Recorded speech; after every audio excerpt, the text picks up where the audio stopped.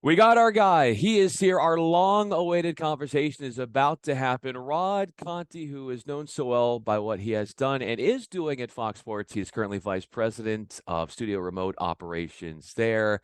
I kind of picked a good time to talk to him, considering what he and his team just won as far as an accolade, a serious distinction of high merit, and that would be just days ago winning a Sports Emmy for Outstanding Technical Team Studio for what Fox was able to pull off amazingly and incredibly and so well at the 2022 World Cup. And yeah, we're going to get Rod's take on all of that from a technical side, or at least look at his career per se.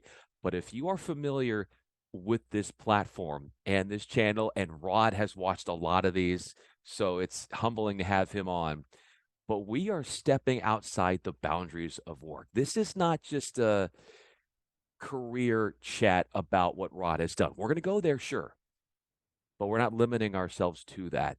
We're going to learn about his personal life, the human side as well, and get a 360 look at Rod Conti as we have him on here. Before we get started, though, don't forget to subscribe. Here it is, my chat with Rod. It's hard to track this guy down with how many planes he has been on recently. Recently joined, Rod Conti, the Million Miles Club. Is that with Delta? I believe you showed me something there where they gave you Of all the things happening right now, yes, in the mail came my million miler from Delta, and I was quite excited about that. It just felt like good things were raining down on me, though. As always, there's another level to reach, so it keeps me hungry. But yeah, it was kind of fun.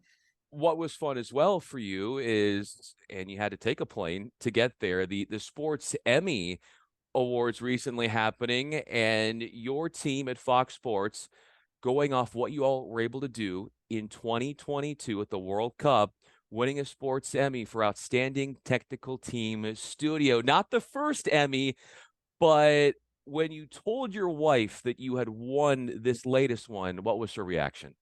Well, I told her that I won. She actually watched it and posted it before I could tell her not to post it. So I'm humble, but my wife is not as humble as I am. But yeah, she was really excited. I think not the first one, but I will say some of them you feel more special about, especially when they're difficult. Qatar was probably the biggest thing that we've done. We had a storybook ending, but leading into it, there was a lot of trepidation. How are we going to do this in the heat? The schedule was long. And not only that, moving the event into the fall ran right into our busy season. So when we look at a big event like this, where you're on the ground for 3 months, some things that get you by is maybe picking up a trip at the tail end. Like maybe I'll go to the Maldives or something as soon as this is over. But we were facing NFC Championship and a Super Bowl. So the road was long without that sort of, a little bit of light. So it was a lot of work involved, but a day at a time. It was, we got through it. We got through it as a team. So the award itself really meant a lot because a lot of people put their heart and soul. We put our heart and soul in everything we do, but that one took a little skin off our back as well. And it just felt good to be recognized for it. It truly was a team effort, so many people involved. The moment you won the award, then you go up to make a speech. How do you decide what you are going to say to those in attendance after you know you've won the Emmy? Well, it's funny you say that because we were actually nominated. I was to speak for two in the same category. So not only do you have one thing in your head, you have to have another in your head, not knowing what's going on. And public speaking, not my forte. You could prepare all you want, but I always go to just coming from the heart at that point.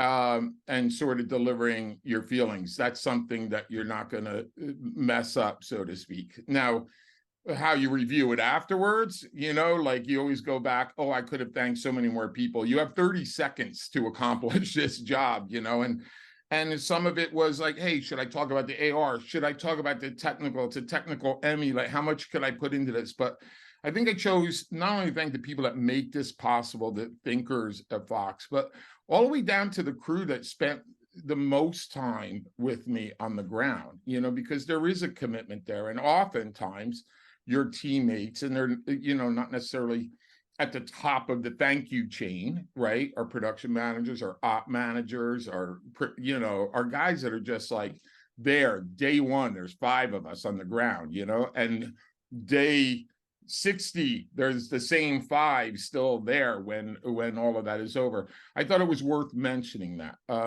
I'm a big part of team building, and I'm really a part that everybody matters on one of these productions. Everybody does. So yeah, you can't name them all. You have 30 seconds to, squeeze them in. But, I thought I'd go in that direction on this weekend. You've got a great team at home as well, which I want to talk to you about in just a moment. But I also, and one of our mutual colleagues, Bernie Kim, who obviously Love Bernie. does great work at Fox. So we follow each other on Twitter, and he did a really cool quote retweet of you when you were making your speech, winning this latest Emmy. And he said, "You are an absolute machine." When he says that about you, what does that mean to you in terms of what he's getting at?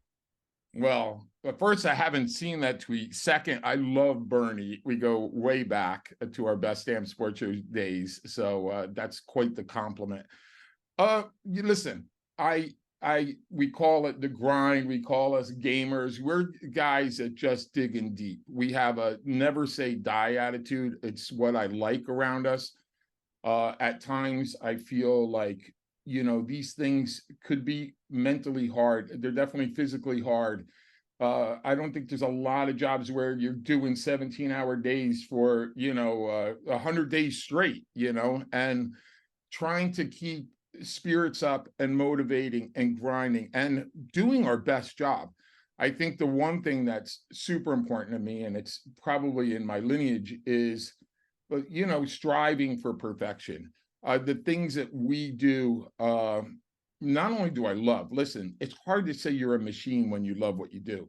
It's, the driving part of that machine, though, the engine is, I think, wanting to do it better than everybody else, in a sense, at least to your capacities, and always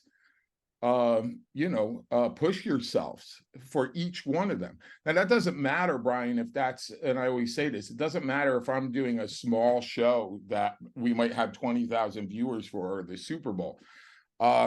People joke with me, they go, of course there's a big difference when you have 1 million, people watching versus, or let's say 100 million people watching over the 20,000. And you don't come to the game that way. I can't come to the game. It's like everything has to, you don't have the money for every show to be an Oscar, and you understand the limitations and the audience, but you come to work to satisfy yourself, right? If you think in that way. So it makes, back to your original question, the machine, I guess it could be considered a machine if you're looking on to somebody that loves what they do, never says die, and pushes it to the finish line all the time. That's what we do.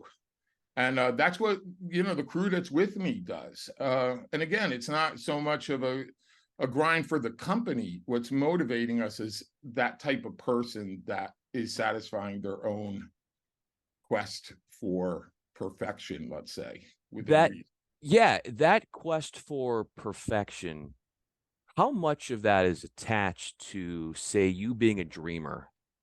And how young were you when you started to dream big? Well, I'm going to go back on myself a little bit. Like, the word perfection always worries me. It's even though I speak it, and sometimes it's labeled or comes out of my mouth for everybody, but it's just doing the best you can, and knowing that at the end of that, you're satisfied. I didn't always do that. Growing up, or thinking this big, it wasn't in the original plan. I grew up pretty humbly in New Jersey. I was the son of, my father was in construction, quite a big construction company, back in New Jersey. My father didn't want me to get into construction. He felt there was too many generations of Contis that spent time in the dirt, though they've been very successful at it. And, I sort of kind of went my own way, bobbled around. I got a job in a fish market, and actually my father begged me to get a job because I was just sitting around doing nothing, though I was always sort of a hard worker. That kid with like 5 paper routes. Talk about the machine. I had, like 2 wasn't enough. Like I just took every paper out they would throw at me. But when I did that, and then I lost my dad in my mid-20s. And that kind of struck me hard. I got stuck for a while. I really got stuck for a while, like sort of just continuing to work the way I was working, getting lost spiritually, mentally. It turned into, I just didn't know where I was going. I didn't know if I would have a way out. So it was very late in my process that I started to dream big again. The mentioning of your father passing away, my father passed away when I was a teenager. And so a different story between both of us, but we do have that in common, losing our fathers at a relatively early age. But you mentioned being stuck in your mid-20s and when that happened to you, that tragedy. How much do you think then and even to this day do you, in thinking about your father, hide behind your work because of that's the way you were made, and you know that that is one way that you can focus yourself in dealing with all of those emotions that had to have come?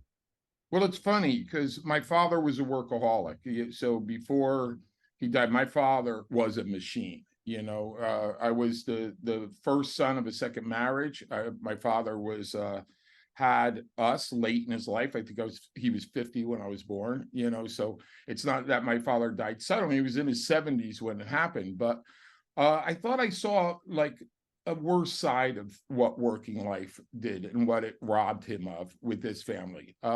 It's not until now, with me in my 50s, with a young family, and with a work ethic like my father, that I understood what kind of fear was also driving him in that, the fear of like supporting this young Yeah. family, like being there. So in some ways I have a much better relationship, understanding what like my father was sort of going through in this lifetime.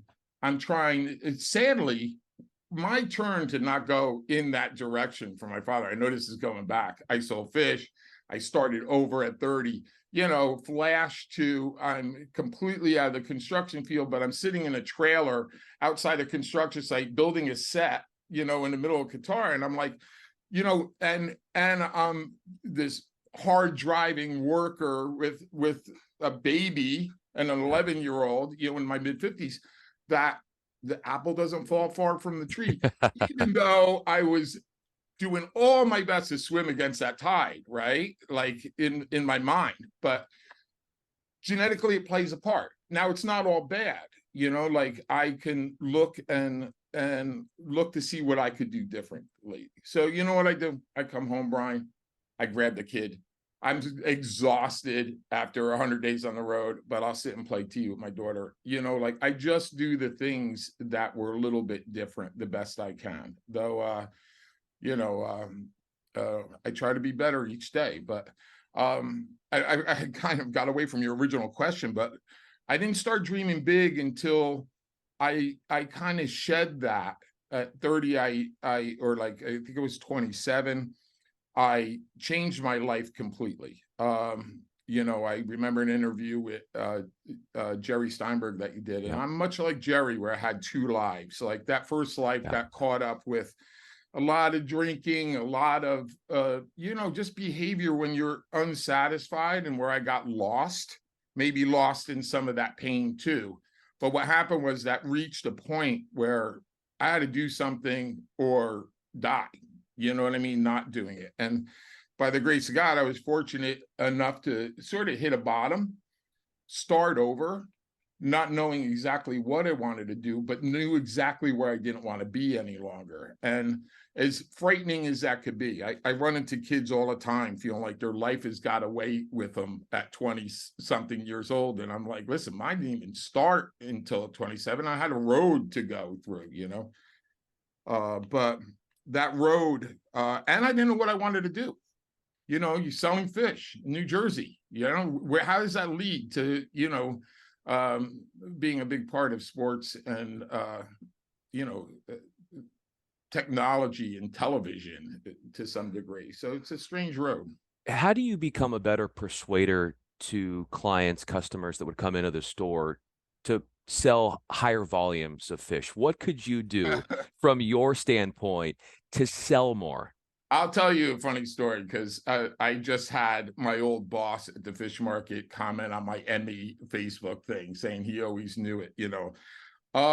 I was quite interesting at the fish market. I got bored. I came up with new salads. I would design the fish in the ice that looked like they were jumping, and I would set up these crazy setups, and my boss would come in and go, "You got to get out of here." You know what I mean? He could kind of see that I was, I was bursting at the seams to do something a little bit more creative, and I do think some of the creativity in my outlet now that I've been able to excel at was there. It was also genetically there from the good work and the hard work that my family did in sort of their field too. I see the similarities. So despite not digging in deep in that world, the fact that I'm building some of the biggest or working to oversee the build of some of the biggest, most elaborate design sets that I think sports television has ever seen,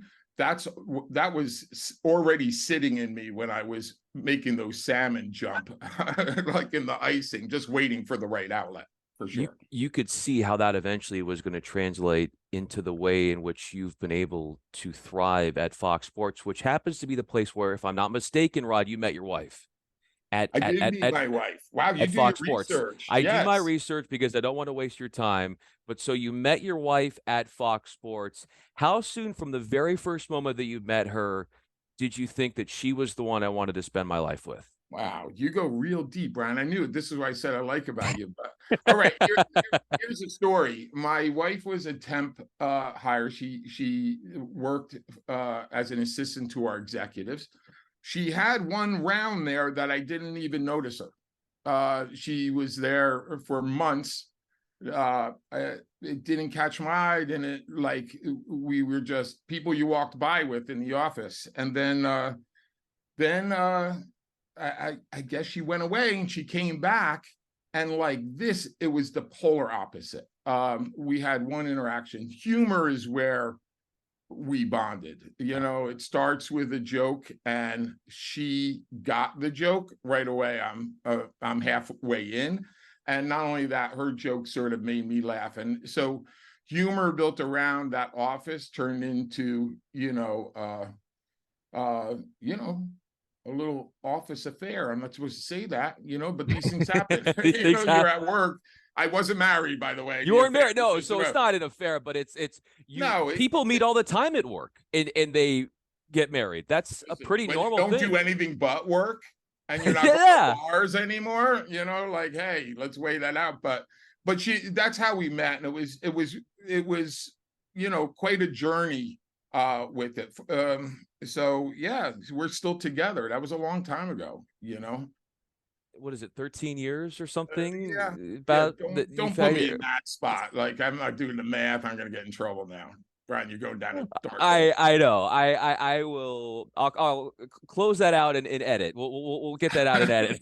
But so you all have been together for a little bit more than a decade. Not to remind you again, you have two children. Your second has a special day on June 12th coming up. What is that day? Oh, that's probably second to my first daughter being born. Will be an amazing day. That's my foster child. During COVID, me and my wife, I was at home more, and my wife always wanted a second child. I felt a little too old to do that, but I felt like what we could do, because she was heartbroken over that fact, was that there was a lot of children out there that we had the resources to help. And I thought that satisfied me. I felt a little bit, much like the story I told you about my dad starting late. I didn't want necessarily to bring another one into the world, but if I could help somewhat and take one that's already here and like lend that love and provide that safety and that home to, I would. The foster system's a little weird. You don't know if that's going to last a week or, a couple days, or it could last 2 years and you're really just a ward of the state waiting for their parents to get their shit together, Yeah. right? Yeah. We For me, having a beginning in understanding the parents battle, because I went through a similar battle, was hopeful that we were just doing some service work and really lending a hand and giving this kid a really safe, warm, loving environment until they do that. I was a little mistaken. I thought I had the callousness to perform that, but I think I've had her. We got her at 3 days old. And by the first day I looked in her eyes, my heart was in, and I knew that this was going to be a journey, but the journey turned out wonderful. Like, she did not go back to her parents. Their parents didn't come looking for her. And we were in a position to give her that house uninterrupted. And the home that she landed from the day she left the hospital is her home. We are her parents. But having that official, knowing that little bit of a roller coaster for people that are courageous enough, and I'm not putting myself in that category, I will say, looking at people that have fostered children and then had those children go and come back and do it again, despite the heartbreak, those are true heroes in my mind. And we were lucky enough to be a part of support groups and hearing how to deal with those things and watch their tears and still continue to move forward with this. And for us, the first one was a charm. This baby officially becomes ours on June 12th.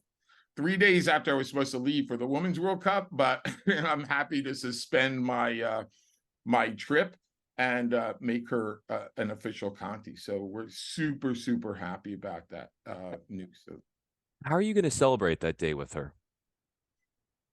well, we're going to be in court. It's called Adoption Day. So basically, the road is already paved. Just before it becomes official, you actually go to a courtroom or you do a virtual, and we'll be there in person, fortunately. And the judge, stamps her gavel, and you go home, with a baby that's all ours. That we don't, that we know we could have as a forever part of our home and our lives. I don't know how we'll celebrate. We celebrate the day we got her. This child, it's hard to say, Bryan, like how they affect your life, or if you would love a child that you didn't give birth to, or that wasn't biological as much as your biological child. It's amazing how far your heart goes when somebody has, or something that innocent is subject to all kinds of changes they have nothing to do with, and your protector inside just makes that feel like the greatest love, and like you would fight for it. It's a different feeling. I would dare anybody that it felt like they were less than in that situation, because it's a quite different, and sometimes feels way stronger, as your own children are along for the ride no matter what you do, right? As long as you're doing the right stuff. But having one that falls on this was a gift from the start, for sure. When you heard your youngest, as you mentioned, just about to be adopted officially by you all, when she said, when knowing and watching you win that latest Emmy, when she said daddy to you and you heard that, and that was communicated to you, that she was able to say those words after you had won that award, how did that make your heart melt? You're like the Oprah, Bryan, on these things. You're like the Oprah. It's more like you just want to get it sad. Listen, me and her are really connected for some reason. I think we both have a do-over, or like we sort of, are getting a second chance. Hers not self-inflicted like mine was, but we're second chance kids, and I just connect with her, and she says daddy every time. I walked in the house the other day from my road trip, and she said daddy, daddy, daddy, daddy, daddy, like crazy.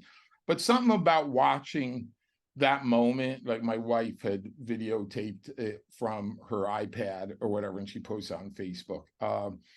Hearing her say it when I popped up on the screen was a little bit different. It just, I don't know if it's just you recognize it or it sank in a little deeper, or maybe because we just found out we have this court date and this is going to be a reality, that it really hit home. I'm a part of you when you're in the foster thing, you have to suspend a little of your wishful thinking, because you sort of have to protect yourself because you don't know which way that's going to go. So I don't know if everybody does this, but there's a little piece I keep guarded because I don't know if I'm gonna be your dad forever. I don't know if I'm gonna have this. So you kind of suspend it. But and this one it sunk way deep. So it was really nice. What's it like being a Conti daughter? Oh, ask my 11-year-old. Apparently it's filled with angst and so she's 11. I don't get the daddy when I come in. I think, listen, I don't know, it's not an easy thing. I'll say this, like, my dad didn't travel, but he wasn't home, and unfortunately some of the repeat of my path, much like my dad's, is like, for me, I'm physically not home that much, and I think she felt the brunt of it. In our business, we're traveling, there's long days on the road.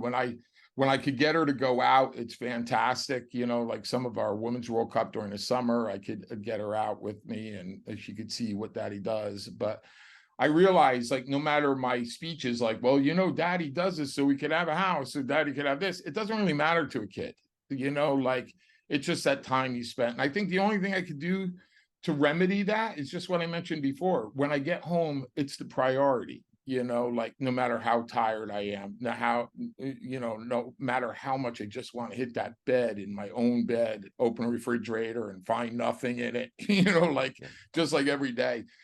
I prioritize it. Whatever she wants, I do. So I don't know. I tell her all the time, if you want daddy to leave this job, just let me know. And she doesn't want me to. So I think she digs it. Maybe it's all the swag I bring home. I don't know what it is. So. Daddy has a very, very fun job. And to see, Rod, where you are now, what do you wish that your dad could have seen of you in what you've become today? Wow, it's funny because before the Emmys this time, I went to Central Park and I actually had a chat with the old man, in my head, like, where we were just connecting, like connecting that the part of me, part of him that's within me is evident now. Yes. The part of me that wants to complete what he didn't get to finish is also evident right now. Yeah. And I think that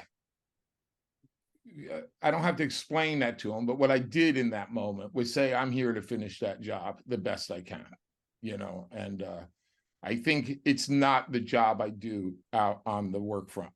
I think we already got that even, Steven, I think it's the job I do at home, the job I do with myself, and how, you know what I mean, and making time. And it's hard. It's hard. I think like 2 minutes after that, I was arguing about something, but it's I just have to, when I have those moments, I remember that, like, listen, we carry these things in our life, like we carry a bunch of stuff, and but like, to wake up, I start my day with this, I'm just going to be a little bit better than yesterday. Let me just be a little bit, and that's not a quest for perfection. That's why I worry about the word, but just to do our best, and our best for us, not necessarily everybody else.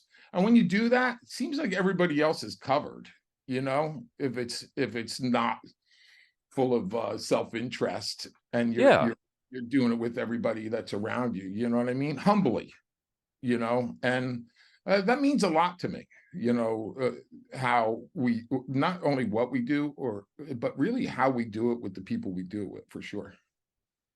Well, Rod, as we wrap up this conversation, my goal here was to show people your worth outside of the scope of the industry. We know what you can do in your team at Fox and are doing incredible stuff. But there's that side of you that you were able to open the door for us to look in, to peek in, that often goes unrecognized. And through your realness and through your authenticity and being comfortable in this situation where you're able to go down certain roads with me, that side of you shined in a beautiful way. You are an important man in this industry. You mean a lot to us, myself, all in the industry, and certainly your kids at home and your wife. And I can't thank you enough, Rod, for being a part of this. Really Brian, it appreciate your means a time. lot. And I love watching your work. I joke with the Oprah side, but you do go a little deeper. You didn't get me crying. You got me misty, but you didn't get me crying for the record. But no, you're doing great jobs, and I'm glad to be a part of this. So thank you.